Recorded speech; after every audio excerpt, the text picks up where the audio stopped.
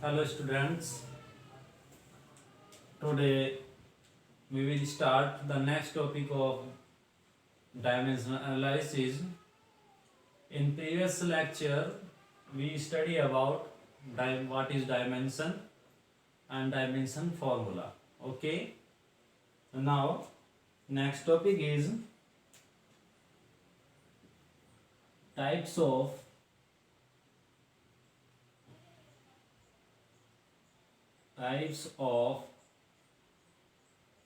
physical quantities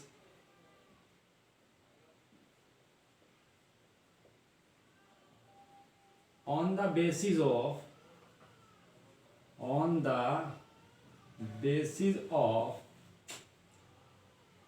dimensional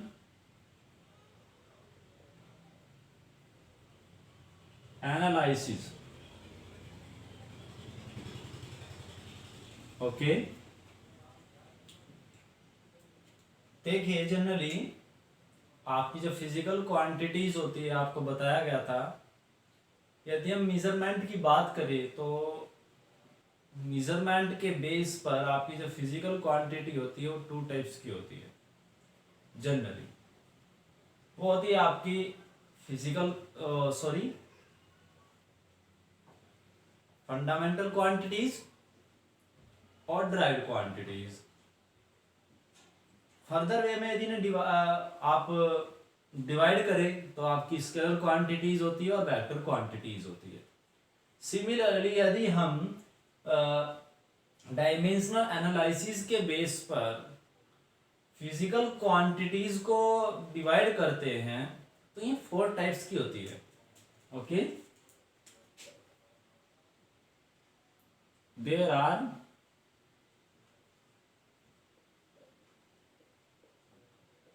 4 types. Okay, first type is dimension। देखिए generally जो आपकी quantities होती है वो 2 टाइप्स की होती है, एक होता है कांस्टेंट और एक होता है वेरिएबल। ठीक है, अब हम फिजिक्स में जो बात करेंगे, एक बार बात करेंगे कांस्टेंट की और एक बार बात करेंगे वेरिएबल की। अब कांस्टेंट मींस जैसे आपका ग्रेविटेशनल कांस्टेंट हो गया, स्मॉल जी, कैपिटल जी हो गया, तो इनकी वैल्यू फिक्स है। ओके, जैसे आपका पाई हो गया, वैल्यू फिक्स है, कांस्टेंट है। लेकिन पाई में और स्मॉल जी में एक डिफरेंस है, आपको पता होगा कि जो पाई है वो आपका डायमेंशन लेस है।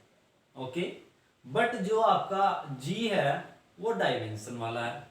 तो इस प्रकार जो आपके कॉन्स्टेंट्स होंगे वो 2 टाइप्स के होंगे, डायमेंशन लेस और डायमेंशन वाला। इसी प्रकार जो आपकी फिजिकल क्वांटिटीज है जनरली जो वेरिएबल टाइप है उसमें भी आपकी 2 टाइप्स की होगी, एक तो डायमेंशन लेस और दूसरी डायमेंशन वाली। ओके, तो there are 4 types of physical quantities. तो फर्स्ट इज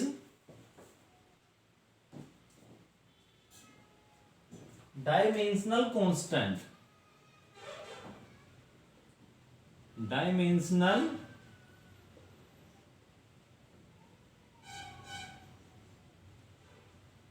कांस्टेंट। ओके, यदि एग्जांपल की बात की जाए डायमेंशनल कांस्टेंट में,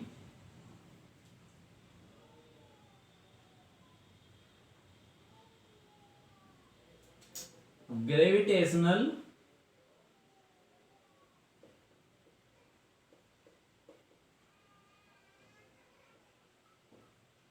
constant capital G. Okay, since you know very well the formula of Newton's gravitational law, force acting between 2 point mass particles, G m1 into m2 divided by r square implies that G equals to F into r square divided by m1 into m2. Okay, so unit of G is newton metre square पर kilogram square. अब आप देखिए यहां पर, अब आपको इस dimension formula लिखना है। डायमेंशनल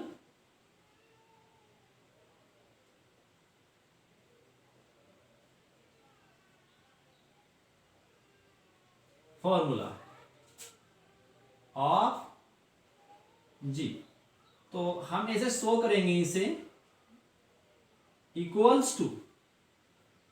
अब आपको मैंने कहा था कि डायरेक्टली आपको न्यूटन यानी कि फोर्स का डायमेंशन फॉर्मूला याद रखना है, क्योंकि बार बार हम इसका जो डायमेंशन फॉर्मूला लिख नहीं सकेंगे, निकालना पॉसिबल नहीं है क्योंकि टाइम लगेगा ज्यादा। तो आपको बताया गया था कि जो फोर्स का डायमेंशन फॉर्मूला यानी कि न्यूटन का जो डायमेंशन फॉर्मूला होता है वो होता है एम एल टी की पावर -2, याद रख लीजिए इसे। अब आइए बात करते हैं मीटर। मीटर किसकी यूनिट है? लेंथ की, और लेंथ का सिंबल क्या है? एल। तो इसका डायमेंशनल फॉर्मूला हो गया एल, और एल टू दी पावर कितनी बनेगी? 2 डिवाइडेड बाय किलोग्राम। किलोग्राम किसकी यूनिट है? मास की। मास का सिंबल क्या हो गया? कैपिटल एम, और इसकी पावर कितनी होगी आपकी? m to the power 2। तो आप सिंप्लीफाई करिए, m टू दी पावर आपको मिलेगी -1, l टू दी पावर आपको मिलेगी 3 and t to the power मिलेगी -2। ये आपका हो गया डायमेंशनल फॉर्मूला किसका? कैपिटल जी का। अब एक चीज और देखिए, इस इक्वल टू के लेफ्ट हैंड साइड में भी आपकी एक क्वांटिटी है और राइट हैंड साइड में भी एक क्वांटिटी है। तो एक तरीके से ये क्या बन गई आपकी? इक्वेशन, है ना? तो इसे बोलते हैं डायमेंशनल इक्वेशन। तो यदि हम ये लिखते हैं सिंह डायमेंशनल फॉर्मूला ऑफ जी, तो ये हो गया आपका डायमेंशनल फॉर्मूला। यदि हम इसकी लेफ्ट साइड में इसी के सिंबल से इधर इसका डायमेंशनल फॉर्मूला रिप्रेजेंट करें तो आपको लेफ्ट एंड राइट दोनों साइड मिल जाती है। ये होती है आपकी डायमेंशनल इक्वेशन। तो इस तरीके से एक तो टाइप हो गया आपकी डायमेंशनल कांस्टेंट। ओके, तो एक कांस्टेंट है जो आपका क्या डायमेंशन सॉरी डायमेंशन वाला है, ठीक है ना? अब चलते हैं सेकंड टाइप पर। Dimension sorry for this dimension less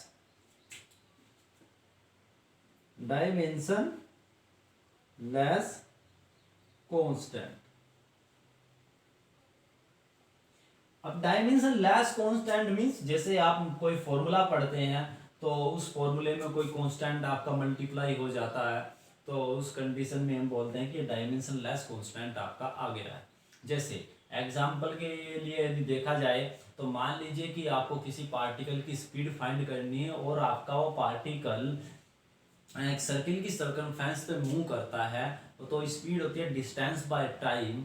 तो उस कंडीशन में जो आपकी डिस्टेंस होगी वो सर्किल की सर्कमफेरेंस यानी कि परिधि होगी, और सर्कमफेरेंस की सर्किल की जो होती है 2πr होती है। तो 2πr बाय टी हो जाएगा। तो आर भी डायमेंशन वाला है और टी भी डायमेंशन, बट जो 2π का फैक्टर आया वो एक कांस्टेंट है और उसकी कोई यूनिट यानी कि डायमेंशन भी नहीं है, तो उसे बोलते हैं dimension less. Okay, for example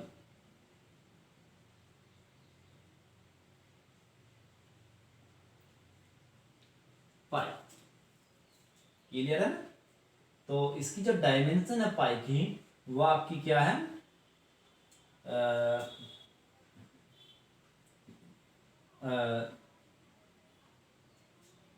कोई डायमेंशन नहीं है, तो ये आपकी अनादर हो गई, कोई नंबर हो गया आपका। ओके, तो etcetera. Number 3 dimensional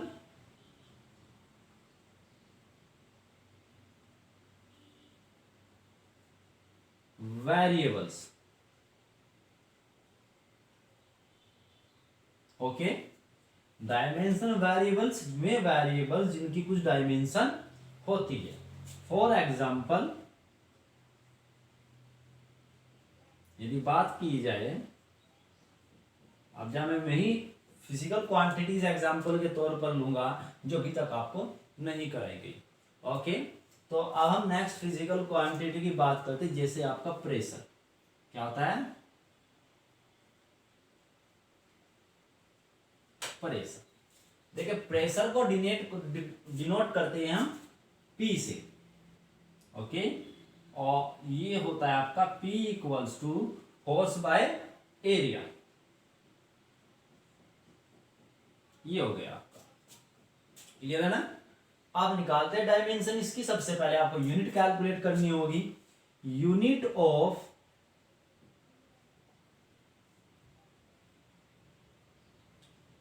of P बताइए, कैपिटल P कर दीजिए। तो unit of P, unit of force is newton, divided by area की यूनिट क्या होती है, length into width, that means metre square, okay. So dimensional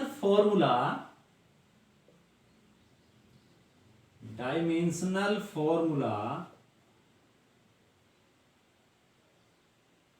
of P क्या होगा, ये लो, ये बन गई इसकी इक्वेशन, और वैसा आपका डायमेंशन फॉर्मूला हो गया। तो ये बन गया आपका। अब न्यूटन का बताइए, न्यूटन का आपको बता दिया, याद रखना है आपको, mLT⁻², okay, and divided by, अब आप बताइए मीटर, मीटर किसकी यूनिट है, लेंथ के, लेंथ का इनिशियल लेटर क्या है, L सिंबल, तो दैट मींस L स्क्वायर। तो ये हो जाएगा आपका mL⁻⁻1 एंड T⁻², क्लियर है ना। तो ये हो गया आपका डायमेंशनल वेरिएबल्स। तो थर्ड 3 टाइप होगी ना। अब चलते हैं 4 टाइप पर। तो फोर्थ टाइप आपका हो गया डायमेंशनलेस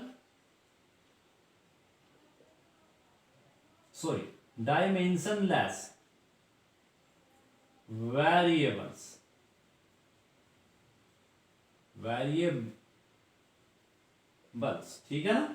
अब डायमेंशन लेस वेरिएबल्स मींस, देखिए आपके फिजिक्स में कुछ फिजिकल क्वांटिटीज ऐसी होती है जिनकी कोई डायमेंशन नहीं होती है, ओके, क्लियर है ना। तो ऐसी फिजिकल क्वांटिटीज को हम बोलते हैं डायमेंशन लेस वेरिएबल्स।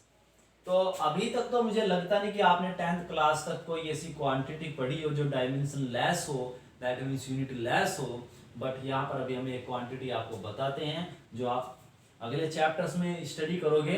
तो एग्जांपल्स में आपका आता है स्ट्रेन, फॉर एग्जांपल देखिए स्ट्रेन, क्लियर है। तो स्ट्रेन की जो डायमेंशन होती है वो कुछ भी नहीं होती है, ठीक है ना। और एक नॉन एग्जाम्पल आपको पता होगा, वो आपका है एंगल। बट यहां पर एक बात का ध्यान रखिए, सिंस एंगल आपको पता है कि थीटा इक्वल्स टू होता है आर्क बाय रेडियस, क्लियर है ना। तो आप यहां पर यूनिट के बारे में तो बात कर नहीं सकते, तो यहां पर एक बात फिर भी मैं निकाल कर आपको दिखाना चाहूंगा, यूनिट ऑफ थीटा एंगल की। तो आर्क होती है आपकी एक लेंथ, और लेंथ की यूनिट होती है आपकी मीटर, और रेडियस आपकी लेंथ है, इसकी यूनिट क्या होगी, मीटर। दैट मींस ये हो गया आपका यूनिट लेस। फिजिकली आपका जो एंगल है वो यूनिट लेस है, but mathematically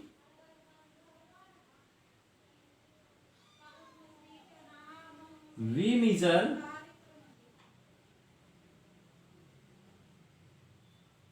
angle in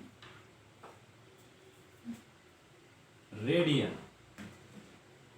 so we can say that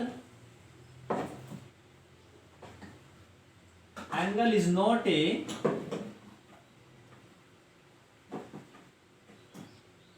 unitless quantity, okay. तो हम ये नहीं कह सकते कि आपकी जो एंगल है वो एक यूनिट लेस क्वांटिटी है, क्योंकि हम एंगल को यूनिट की टर्म में क्या करते हैं, डिफाइन करते हैं, ओके। और इसकी यूनिट क्या होती है, रेडियन। या आप ये कह सकते हैं कि डिग्री में मेजर करते हैं, बट यदि हम फिजिकली देखें तो इसकी यूनिट आपकी कैंसिल आउट हो जाती है।